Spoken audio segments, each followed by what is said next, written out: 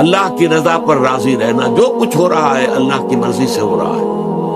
हमारे वारिस साहब एक वाकया सुनाया करते थे। एक थे अल्लाह के बंदे वलीउल्लाह सूफी अब्दुल समद खान साहब, जिन्हें हुजूर जी कहा जाता था। उनके 2 जवान बेटे थे, एक ही दिन में दोनों फौत, इंतहाई खूबसूरत। ये पठान थे कैबलपुर के इलाके, 2 जवान बेटे और एक दिन में दोनों बच्चे खत्म।